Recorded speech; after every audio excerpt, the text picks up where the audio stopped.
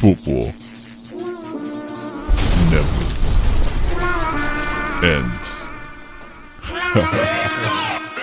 The New York Giants. Oh, well, listen. This is for all you Giant fans, I do respect the Giants. You know that, but I'm gonna keep it real in 100. The football god says protect the quarterback, and I didn't see anything here with that. All I see, don't get me wrong, Evan Ingram is going to be a nice tight end.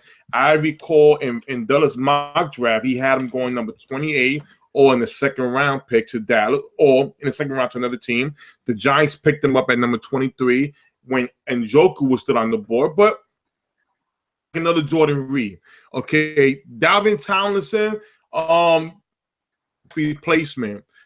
I don't think it was a little bit of reach, but I understand the pick. You needed what works for the Giants, and they need that big run stuffer. They got this Webb. Reports came out that they was trying to trade up in the first round for Patrick Mahomes, but because the Chiefs stole him, they settled with Davis Webb. My favorite pick was Goldman out of Clemson. He's going to be a fan favorite. He's going to be a banger for the Giants. The problem is O-line. Can you protect Eli, and can you make sure these running backs can run that ball? Can you block up front? Sorry, what was your grade, Tim? C. C? Give him C. Okay. So it looks like this offseason they're trying to focus on getting more double coverage off Odell. So that's why they got Marshall, and now that's why they went with Evan Ingram. He's not really your blocking tight end, although he can. He showed signs of, DeMarcus Walker. He showed he could hold his own. But he's obviously more of a receiver, red zone threat. So that's going to be Eli's best friend.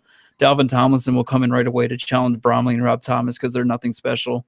And Davis Webb, if you want to look at it from a fan side, half glass full, like Dula put it before, he's basically like a Jared Goff that we acquired in the third round. So you could argue it's great value, but he's probably going to be holding a clipboard for a year, arguably two if all goes well. Wayne Gallman, power back, but I'd still like to get a veteran. And Avery Moss could be nice later round pick, but still need to address the O-line, and that's what we did with Bisnawadi, but he's been injured 3 of the 4 years, so I give it a B-.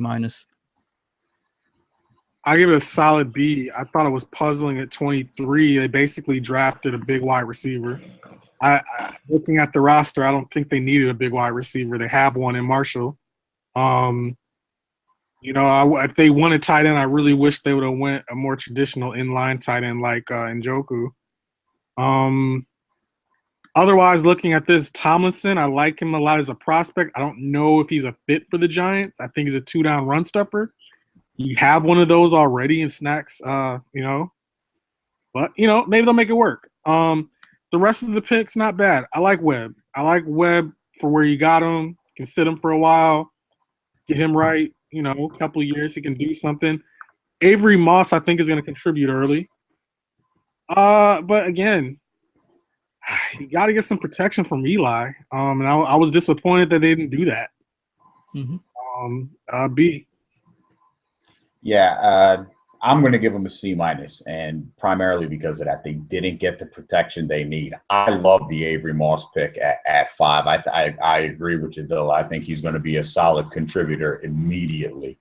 I'm not a big fan of Webb.